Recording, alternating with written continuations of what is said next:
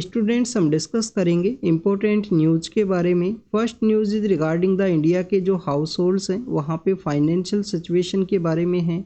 Students recently एक private finance company के द्वारा इंडिया के हाउस होल्ड्स के रिगार्डिंग में जो सर्वे है उसको कैरी आउट किया गया। आप देखिए कि जो सर्वे का रिपोर्ट है वो प्राइवेट फाइनेंस कंपनी के द्वारा पब्लिश किया गया है। डेट मीन्स हमारे यूपीएससी के एग्जाम के पर्पज से नहीं इम्पोर्टेंट है। रिपोर्ट के पर्सपेक्टिव से अगर हम डिस्कस करें तो उनके द्वारा डिस्कस किया गया है कि इंडिया के हाउस होल्ड्स के अंदर में जो फाइनेंशियल सिचुएशन है प्रेजेंट समय के अंदर डिस्ट्रेस का सिचुएशन के अंदर में है। आप देखिए कि डिस्ट्रेस की सिचुएशन के अंदर उनके द्वारा डिस्कस किया गया है कि इंडिया के हाउस होल्ड्स के अंदर जो डेप्थ है वो यहाँ पे इंक्रीज हुआ है। डेप्थ को बेसिकली 40% ऑफ जीडीपी के अराउंड में डिस्कस किया गया है कि 40% ऑफ जीडीपी के अराउंड जो डेप्थ है वो यहाँ पे इंक्रीज हुआ है। इंडिया के हाउस होल्ड्स के अंदर में आप देखिए कि जो सेविंग है उसको डिक्लाइन का फेज के अंदर बताया गया है। 5% ऑफ जीडीपी के अराउंड में जो यहाँ पे जो सेविंग्स है उनको बताया गया। अगर हम बात करें स्टूडेंट डेप्थ एंड सेविंग का जो डिक्लाइन हुआ है, डेप्थ का जो इंक्रीज हुआ है उसके पर्सपेक्टिव से, तो आप देखिए कि रिसेंटली इंडिया का जो इकोनॉमिक सेक्टर है उसके अंदर में कोविड-19 का भी एक आपको इम्पैक्ट है वो देखने के लिए मिलता है। कोविड-19 की वजह से जो इकोनॉमिक डिस्ट्रेस का जो सिचुएशन है वो क्रिएट हुआ है। इसके अलावा स्टूडेंट जो अनसिक्योर्ड लोन्स हैं, सिक्योर्ड लोन्स हैं, लोन के रिगार्डिंग में काफ़ी सारे जो एप्लीकेशंस है वो भी डेवलप हुए हैं। उनके थ्रू भी पर्सनस के द्वारा काफ़ी इजीली वे में जो लोन है उसको रिसीव किया जाता है। तो वो लोन आपको देखने के लिए मिलेंगे पर्सनल यूज के बेसिस पे, आपको देखने के लिए मिलेंगे एग्रीकल्चर के रिगार्डिंग में या बिजनेस एंटिटीज़ के पर्पस से। तो उसके रिगार्डिंग में जो यहाँ पे डेप्थ है वो भी इंक्रीज हुआ है। स्टूडेंट सेविंग्स के रिगार्डिंग में आरबीआई के द्वारा भी एक रिपोर्ट है उसको पब्लिश किया गया था सितंबर 2023 के समय में। उस समय में उस सेविंग का जो रिपोर्ट है अपने डाटाज की वजह से काफ़ी कुछ न्यूज़ के अंदर में था। आरबीआई के द्वारा रिपोर्ट के अंदर बताया गया था कि यहाँ पे जो सेविंग का जो डाटा है, जो सेविंग का जो परसेंटेज है वो डिक्लाइन हुआ है इंडिया के हाउस होल्ड्स के अंदर में। अगर हम बात करें स्टूडेंट्स नेक्स्ट न्यूज़ के बारे में, तो आप देखिए कि सुप्रीम कोर्ट के द्वारा कहा गया है कि काफ़ी सारे स्टेट्स के द्वारा कंटिन्यूअस सुप्रीम कोर्ट के अंदर अप्रोच किया जाता है डिफरेंट मैटर्स के रिगार्डिंग में। तो आपको यहाँ पे एक आर्टिकल के बारे में पता होना चाहिए। आर्टिकल 131 जो original jurisdiction of supreme court के पर्सपेक्टिव से है। कभी भी सेंटर और स्टेट का कन्फ्लिक्ट होगा तो उस समय कहाँ अप्रोच किया जाएगा, स्टेट्स के द्वारा या सेंटर के द्वारा सुप्रीम कोर्ट के अंदर में। आप देखिए कि कभी भी स्टेट और स्टेट का कोई कन्फ्लिक्ट होगा तो उनके द्वारा भी सुप्रीम कोर्ट के अंदर ही अप्रोच किया जाएगा रेदर देन द किसी भी स्टेट के हाई कोर्ट के अंदर में। स्टूडेंट्स इसको ओरिजिनल ज्यूरिसडिक्शन के अंदर रखा गया है सुप्रीम कोर्ट के आर्टिकल 131 के अंडर में। इसी के पर्सपेक्टिव से कुछ स्टेट्स का रिगार्डिंग में जो पेटिशंस है उसको डिस्कस किया गया है। जैसे कि कर्नाटका स्टेट के द्वारा आप देखिए कि कावेरी का जो वाटर शेयरिंग है उसके रिगार्डिंग में सुप्रीम कोर्ट को अप्रोच किया गया था। तमिलनाडु के पर्सपेक्टिव से यहाँ पे डिस्कस किया गया है कि उनके द्वारा जो डिजास्टर के रिगार्डिंग में जो फंड है उसके रिसीव करने के रिगार्डिंग में सुप्रीम कोर्ट के अंदर अप्रोच किया गया कि तमिलनाडु के सदर्न पार्ट ऑफ डिस्ट्रिक्ट्स के अंदर में जो हैवी रेनफॉल है, अनप्रेसिडेंट रेनफॉल है वो देखने के लिए मिला था दिसंबर के मंथ के समय में। और आप देखिए कि वहाँ पे जो मिचोंग साइक्लोन है जो ईस्टर्न पार्ट ऑफ इंडिया के द्वारा फेस किया गया मिचोंग साइक्लोन, उसके रिगार्डिंग में भी जो डिस्ट्रेस का सिचुएशन या जो डिजास्टर का जो सिचुएशन क्रिएट हुआ उसके पर्सपेक्टिव से अप्रोच किया गया है कि उनका जो फंड है वो रिलीज किया जाए सेंट्रल गवर्नमेंट के द्वारा। नेक्स्ट यहाँ पे जो केरल स्टेट है उसके पर्सपेक्टिव से डिस्कस किया गया है कि केरल के द्वारा जो नेट बोरोइंग के ऊपर जो सीलिंग लगा दिया गया है सेंट्रल गवर्नमेंट के द्वारा। और प्रेजेंट समय में आप देखिए कि फाइनेंशियल इमरजेंसी की सिचुएशन के अंदर बताया गया है केरल के द्वारा खुद को। आपको फाइनेंशियल इमरजेंसी के पर्सपेक्टिव से आर्टिकल पता होना चाहिए। 360 का जो आर्टिकल है वो आपको देखने के लिए मिलता है फाइनेंशियल इमरजेंसी के रिगार्डिंग में। और आप देखिए कि कभी भी इंडिया के अंदर जो फाइनेंशियल इमरजेंसी है उसको नहीं इम्पोज किया गया है। तो ये basically original jurisdiction of supreme court के पर्सपेक्टिव से कैसे काफ़ी सारे स्टेट्स के द्वारा सुप्रीम कोर्ट के अंदर अप्रोच किया गया। सुप्रीम कोर्ट के पर्सपेक्टिव से ही नेक्स्ट न्यूज़ है स्टूडेंट्स। यहाँ पे तमिलनाडु के एक मिनिस्टर हैं जिनके रिगार्डिंग में जो स्टे है वो लगाया गया है उनके केस के पर्सपेक्टिव से सुप्रीम कोर्ट के द्वारा। आप देखिए कि इनका जो केस है वो प्रेजेंट समय में प्रोसीडिंग फेज के अंदर में है या उनका जो केस है वो पेंडिंग है सुप्रीम कोर्ट के अंदर में।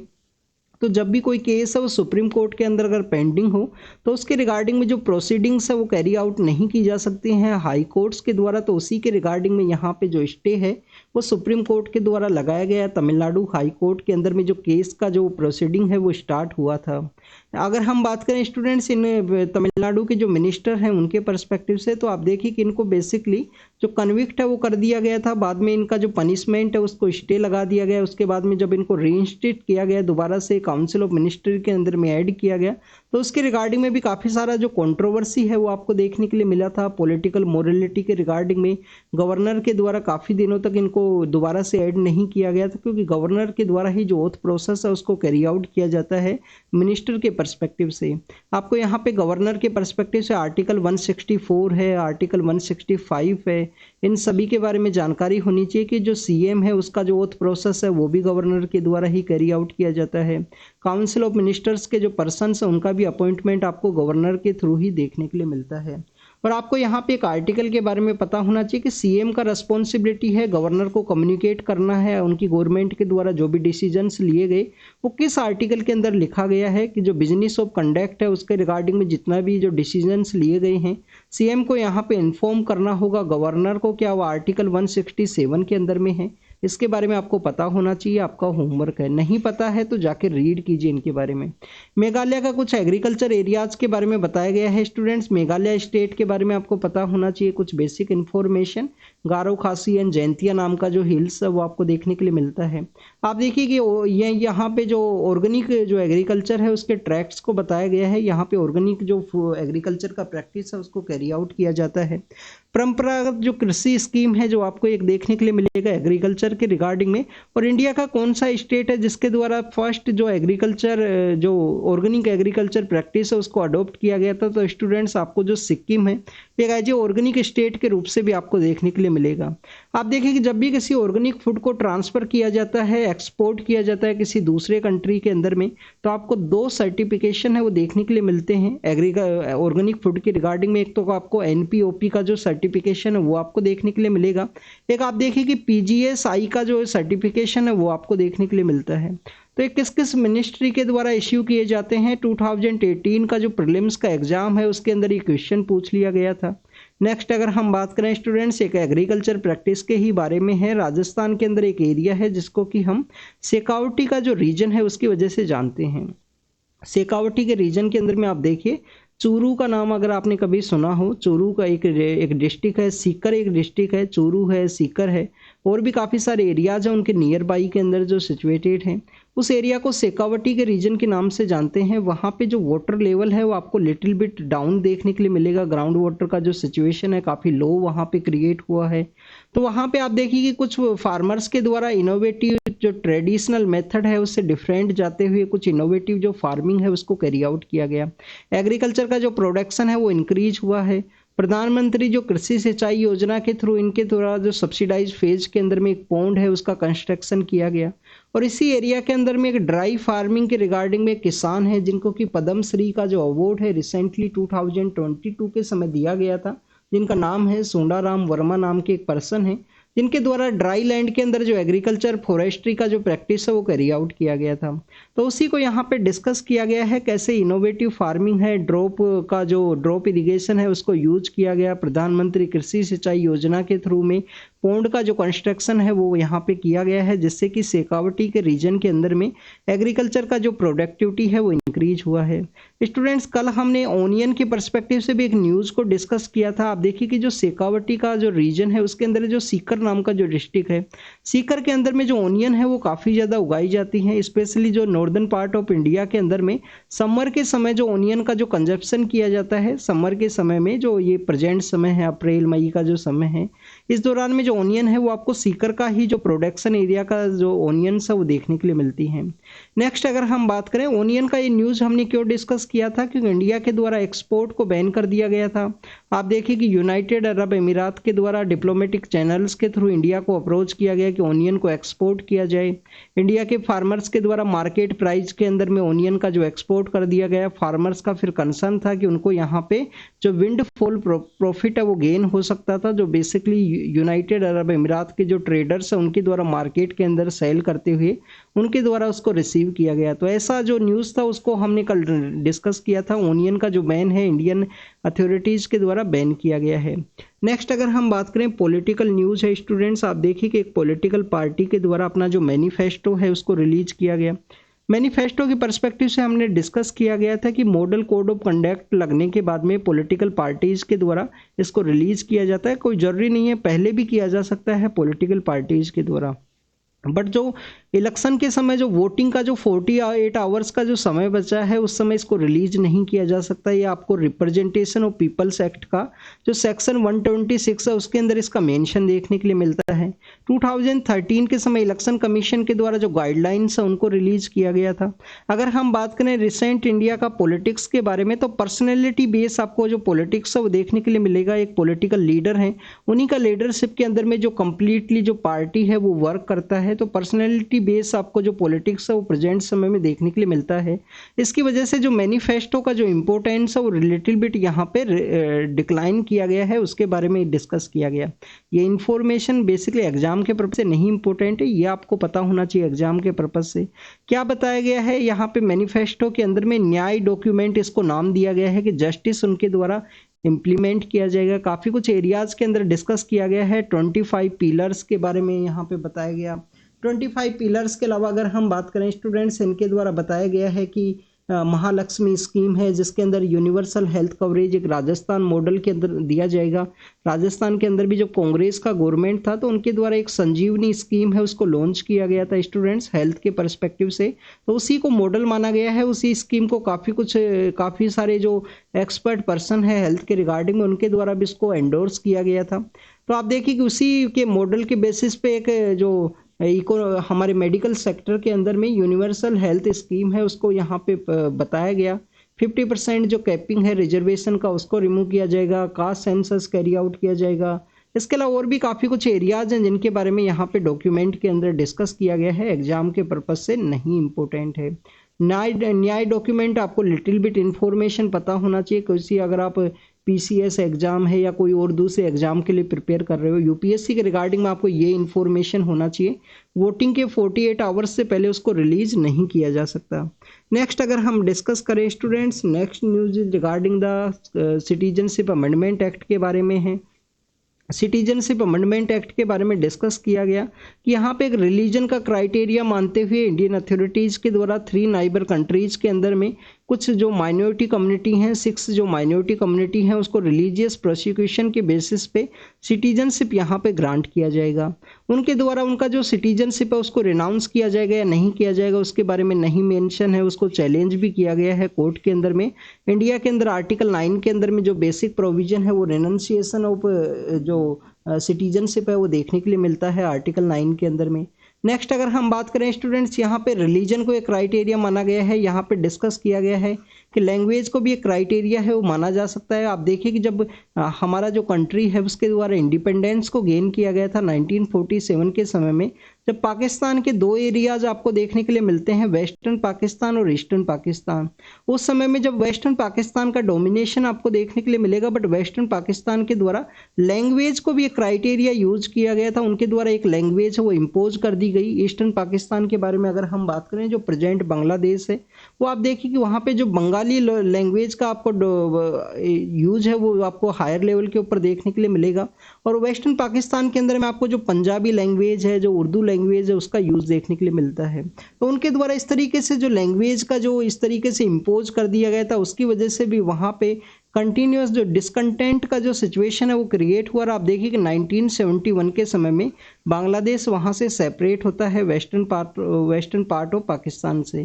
नेक्स्ट अगर हम बात करें तो यहाँ पे डिस्कस किया गया है कि लैंग्वेज को भी यूज किया जा सकता है लिबरल वे के अंदर में, अगर सभी लोगों को जो सिटीजनशिप है वो ग्रांट करना है।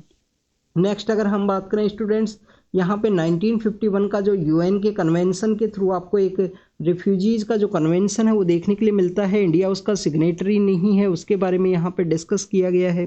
नेक्स्ट एडिटोरियल के बारे में अगर हम बात करें स्टूडेंट्स, आप देखिए कि इंडिया का जो मिलिट्री एरियाज है, मिलिट्री जो इंडियन आर्मी के अंदर में जिस तरीके से जो टेक्नोलॉजी का जो एब्जॉर्प्शन है उसके बारे में डिस्कस किया गया कि 2024 का जो ईयर है वो ईयर ऑफ टेक्नोलॉजी एब्जॉर्प्शन के बारे में बताया गया है कि जो डिस्ट्रप्टिव टेक्नोलॉजीज है उसको इंडियन आर्मी के द्वारा, इंडियन डिफेंस फोर्सेज के द्वारा अडॉप्ट किया जाएगा, जिसके अंदर आपको जो ऑटोमेटिक जो वेपन सिस्टम है वो देखने के लिए मिलता है, ड्रोन सिस्टम है, सेंसर सिस्टम है।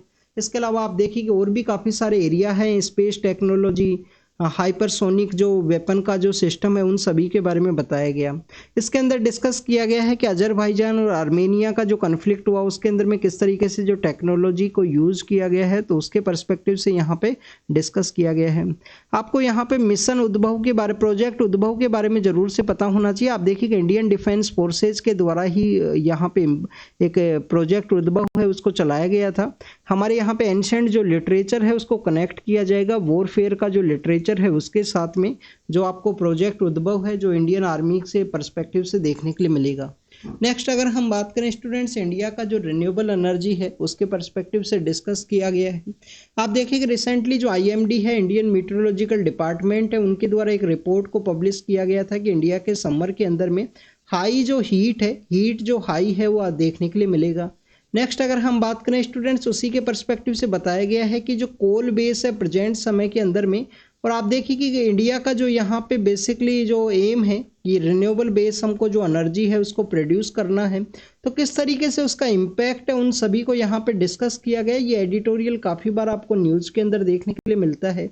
यहाँ पे डाटाज के पर्सपेक्टिव से डिस्कस किया गया है कि हमको बैटरी का जो प्रोडक्शन है उसको इंक्रीज करना है क्योंकि आपको रिन्यूएबल सोर्स ऑफ एनर्जी है उसका आपको एक स्टोरेज कॉन्सेप्ट वो भी देखने के लिए मिलता है। हमारे प्रेजेंट समय में जो कोल बेस एनर्जी है उसको यूज किया जाता है प्रेजेंट समय में समर के दौरान में ही आपको देखिए कूलिंग के पर्सपेक्टिव से। नेक्स्ट अगर हम बात करें स्टूडेंट जो मॉस्किटो रैकेट्स हैं उनके बारे में है। आप देखिए मॉस्किटो रैकेट्स किस तरीके से वर्क करते हैं। यहाँ पे आपको 3 मेटल का लेयर देखने के लिए मिलेगा। एक पॉजिटिव लेयर है एक नेगेटिव के पर्सपेक्टिव से यहाँ पे वर्क किया करता है और जब भी मॉस्किटो इन लेयर्स को टच करते हैं तो जो करंट है वो पास करता है। आप देखिए यहाँ पे डिस्कस किया गया है कि जो करंट है वो बेसिकली जिस तरीके से हमको आसमान के अंदर जो लाइटनिंग देखने के लिए मिलती है उसके इक्विवेलेंट जो करंट है वो यहाँ पे पास करता है जिसकी वजह से आप मॉस्किटोज है उसको बीट कर पाते हो। उस समय में आपके अगर रूम के अंदर मॉस्किटो है उसको आप किल कर पाते हो इस रैकेट्स के थ्रू में।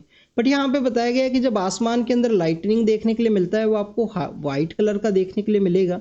आप देखिए इसके थ्रू जो वाइट कलर है वो नहीं प्रोड्यूस होता है वो डिफरेंट यहाँ पे देखने के लिए मिलता है तो उसके बारे में डिस्कस किया गया। स्टूडेंट्स अगर हम इलेक्ट्रिक करंट के बारे में बात करें तो आप देखिए कि इलेक्ट्रॉन्स हैं जो आपको नेगेटिव चार्ज देखने के लिए मिलते हैं और रिलेटिव आपको अराउंड में जो पॉजिटिव चार्ज के जो प्रोटॉन्स है वो भी देखने के लिए मिलेंगे। पर जो कलर यहाँ पे जो लाइटनिंग के दौरान में जो वाइट कलर रिलीज होता है वो आप देखिए कि एटम का जो इंटरेक्शन है उसके पर्सपेक्टिव से आसमान के अंदर में आपको जो ऑक्सीजन है ऑक्सीजन के अलावा जो नाइट्रोजन है उसका प्रेजेंस की वजह से जो वाइट कलर है वो यहाँ पे अपीयर होता है उसी के बारे में यहाँ पे डिस्कस किया गया।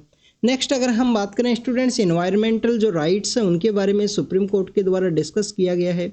आप देखिए कि सुप्रीम कोर्ट के द्वारा बताया गया है कि किसी भी पर्सन का यहाँ पे क्लाइमेट चेंज की जो राइट्स हैं अगर उसको यहाँ पे जो क्लाइमेट है वो कम्प्लीटली प्योर वे में नहीं अवेलेबल है क्लीन क्लाइमेट है वो नहीं अवेलेबल है वो उसका एक फंडामेंटल राइट है उसके बारे में कहा गया है सुप्रीम कोर्ट के द्वारा। उन्होंने बेसिकली यहाँ पे जो पोल्यूटेड इन्वायरमेंट है अगर क्लीन एयर नहीं है क्लीन वाटर नहीं है किसी भी पर्सन के रिगार्डिंग में तो आर्टिकल 14 का वायलेशन और आर्टिकल 21 का जो वायलेशन है उसके रूप से इस न्यूज़ को सुप्रीम कोर्ट के द्वारा देखा गया। आप देखिए कि बेसिकली जो ग्रेट इंडियन बस्टर्ड है ग्रेट इंडियन बस्टर्ड नाम का जो एक एनिमल आपको जो बर्ड है वो देखने के लिए मिलेगा क्योंकि जो कि राजस्थान का स्टेट बर्ड भी आपको देखने के लिए मिलता है। वेस्टर्न पार्ट ऑफ राजस्थान के अंदर में आप देखिए कि जो डेजर्ट नेशनल पार्क है डेजर्ट नेशनल पार्क के अंदर में उनका जो 90% पॉपुलेशन देखने के लिए मिलता है और आप देखिए कि वहाँ पे उसका IUCN स्टेटस है वो एंडेंजर्ड है। ग्रेट इंडियन बस्टर्ड के पर्सपेक्टिव से इस जजमेंट को बताया गया था कि यहाँ पे जो क्लाइमेट चेंज है उसके अगेंस्ट में जो फंडामेंटल राइट है आर्टिकल 14 एंड 21 के रिगार्डिंग में हर एक पर्सन को अवेलेबल है हर एक पर्सन को ये क्लीन इन्वायरमेंट का जो राइट है वो होना चाहिए। ये डिफामेशन केस के रिगार्डिंग में है एक स्पेशल लीव पेटिशन है उसको फाइल किया गया था जिसको कि सुप्रीम कोर्ट के द्वारा नहीं एक्सेप्ट किया गया है। आप देखिए कि स्पेशल लीव पेटिशन है वो आपको आर्टिकल 136 के अंदर में देखने के लिए मिलती है। संयुक्त किसान मोर्चा के द्वारा इलेक्टोरल बॉन्ड को एग्जामिन किया जाए इसके पर्सपेक्टिव से सुप्रीम कोर्ट के अंदर अप्रोच किया गया है। आपको यहाँ पे इलेक्टोरल बॉन्ड के पर्सपेक्टिव से बेसिक्स पता होनी चाहिए। सुप्रीम कोर्ट के द्वारा उसको नल एंड वॉइड के रूप से डिक्लेयर किया गया था। नेक्स्ट अगर हम बात करें स्टूडेंट जो डायबिटिक कंडीशंस हैं उसके रिगार्डिंग बताया गया है कि जो जंक फूड किसी भी पर्सन के द्वारा अगर यहाँ पे ईट किया जाता है जंक फूड के अलावा आप देखिए कि जो फ्राइड फूड है और भी काफ़ी सारे कुछ रीजन्स हैं जिसके अंदर में हाई ग्लाइकेमिक जो यहाँ पे ग्लाइमेकिक जो इंडेक्स है वो पाया जाता है, तो उसी के पर्सपेक्टिव से डिस्कस किया गया। डायबिटीज़ यहाँ पे इंक्रीज होती हैं। डायबिटीज़ के अलावा आप देखिए कि यहाँ पे जो हायर बॉडी मास इंडेक्स है वो हायर देखने के लिए मिलता है, जिसकी वजह से इस तरीके के जो हेल्थ के इम्पैक्ट है वो देखने के लिए मिलेंगे। आपको इस इंडेक्स के बारे में पता होना चाहिए, एग्जाम के अंदर इंडेक्स दे दिया जाएगा, पूछ लिया जाएगा किसको ये रिप्रेजेंट करता है। कोचिन शिपयार्ड को आप देखिए कि यूएस की जो नेवी है उसके जो शिप्स हैं उसके रिपेयर के रिगार्डिंग में जो एग्रीमेंट है वो यहाँ पे किया गया है। नेक्स्ट अगर हम बात करें, ईरान के जो फॉरेन मिनिस्टर हैं वो विजिट के लिए गए हैं सीरिया के पर्सपेक्टिव से, जहाँ पे कंसुलेट के ऊपर इजराइल के द्वारा अटैक किया गया था, दोबारा से उस कंसुलेट को ओपन करने के रिगार्डिंग में। रशियन देखिए कि रशियन जो बेसिकली पॉलिटिकल पर्सन है उनके द्वारा चाइना के अंदर विजिट किया जाएगा। रशिया और चाइना अपने जो रिलेशन है उनको स्ट्रेंथन करने के रिगार्डिंग में। स्पाई सैटेलाइट के बारे में है, साउथ कोरिया के पर्सपेक्टिव से, एग्जाम के लिए नहीं इंपॉर्टेंट है। नेक्स्ट अगर हम बात करें मोजाम्बिको के बारे में है, मोजाम्बिको आपको कहाँ देखने के लिए मिलेगा, सपोज कीजिए ये आपको southern part of African continent है, तो यहाँ पे जो मोजाम्बिको है वो सिचुएटेड है। मोजाम्बिको स्टूडेंट्स 2023 में एक फिश की वजह से भी न्यूज़ के अंदर में था, वहाँ से एक जो कॉमन मैन का जो फिश है उसको लाया गया था और तमिलनाडु का जो कोस्टल एरिया है उसको दोबारा से रीइंट्रोड्यूस किया गया था तमिलनाडु के वहाँ पे, तो उस वजह से भी मोजाम्बिको है वो न्यूज़ के अंदर में है। कोस्टल है, ईस्टर्न पार्ट ऑफ जो south eastern part of African continent के अंदर आपको देखने के लिए मिलेगा। इजराइल के द्वारा जो लेबनान के अंदर हजीबुल्लाह के ऊपर अटैक किया गया था उसके अंदर में आप देखिए उनके एक लीडर का डेथ हुआ है। इजराइल के द्वारा अपनी जो फोर्सेज है उसको रिमूव किया गया है सदर्न पार्ट ऑफ गाजा से, क्योंकि इनका जो एक टॉक है वो चल रहा है कैरो के अंदर में। और नेक्स्ट अगर हम बात करें, सऊदी अरेबिया और पाकिस्तान के द्वारा कश्मीर के पर्सपेक्टिव से कुछ स्टेटमेंट्स दिए गए हैं, एग्जाम के पर्पज से इंपॉर्टेंट नहीं है। पाकिस्तान के द्वारा कंटिन्यूस इस तरीके का जो टेक्निक्स है उसको यूज किया जाता है। उनके जो भी कंट्रीज हैं जिनके साथ में उनको अर्लियर फेज के अंदर अच्छे रिलेशंस हुआ करते थे उनको यूज करने का कोशिश किया जाता है। तो आप देखिए कि इंडिया के द्वारा इसको ऑब्जेक्शन किया जाएगा, इस कम्प्लीटली जो इस तरीके जो स्टेटमेंट्स हैं वो दिए जाएंगे किसी भी टेरिटोरियल सॉवरेनिटी के वायलेशन के पर्सपेक्टिव से, तो उस समय में इंडिया के द्वारा ऑब्जेक्ट किया जाता है। तो this is all the information related today's newspaper. आप इसको रीड कीजिए, रिवाइज कीजिए, जो भी इन्फॉर्मेशन आपको मिला है उसको नोट डाउन कीजिए। Thank you students, thank you very much.